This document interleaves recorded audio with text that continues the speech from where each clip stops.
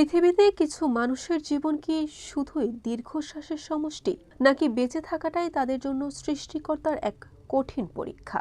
একটু ভাবুন তো, যে বয়সে শিশুরা নিরাপদ ঘরে মায়ের কোলে নিশ্চিন্তে ঘুমায়, সেই বয়সে যদি মাথার উপর ছাদ হিসেবে থাকে শুধুই ছেঁড়া পলিথিন আর চটের বস্তা। এক যুগ, ক্যালেন্ডারের পাতায় দীর্ঘ 12টি বছর।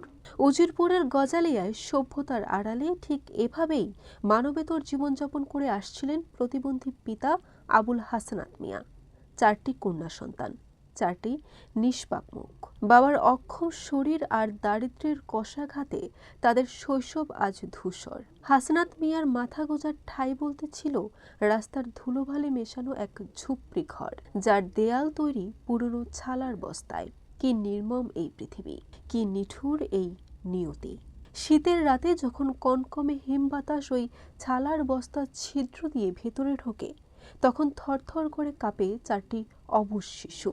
বাবার বুকের ভেতরটা দুমড়ে মুচড়ে যায়, কিন্তু প্রতিবন্ধী শরীরে যে লড়াই করার শক্তি নেই, মানুষের দয়ায় যার সংসার চলে, সে বাবা শীতের রাতে সন্তানদের গায়ে কি জড়িয়ে দেবেন? 4 বাচ্চার মায়ের চোখের নোনা জলে সেখানকার আকাশ বাতাস ভারী হয়ে ওঠে। প্রতিটি রাত তাদের কাছে আসে আতঙ্কের মতো, আর প্রতিটি সকাল আসে কেবল বেঁচে থাকার আকুতি নিয়ে। সূর্যের একটু উষ্ণতার জন্য তাদের কি করুণ অপেক্ষা! এ যেন কল্পনার চেয়েও কঠিন এক বাস্তব। কিন্তু মহান আল্লাহ হয়তো ধৈর্যশীলদের সাথেই থাকেন। যেখানে জীবন প্রদীপ নিভে যাওয়ার উপক্রম, ঠিক সেখানেই মানবতার মশাল হাতে দেবদূতের মতো এসে দাঁড়ালেন এক মানবিক মানুষ। তিনি উজিরপুরের মানবিক ইউএনও জনাব মোহাম্মদ আলী সুজা।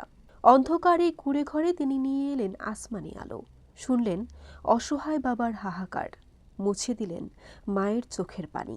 মানবিক ইউএনওর মহতী উদ্যোগে আবুল হাসনাত পেলেন নতুন ঘর, যে ঘর শুধু ইট পাথরের নয়, এ ঘর মর্যাদার, এ ঘর ভালোবাসার। অবশেষে খুঁজল এক যুগের গ্লানি। প্রতিবন্ধী পিতার পরিবার পেল নতুন আশা, পেল মাথা গোজার নিরাপদ আশ্রয়।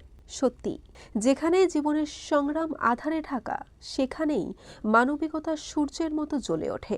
হাসানাত মিয়ার পরিবারের এই হাসিমাখা মুখই আমাদের নতুন সূর্যোদয়।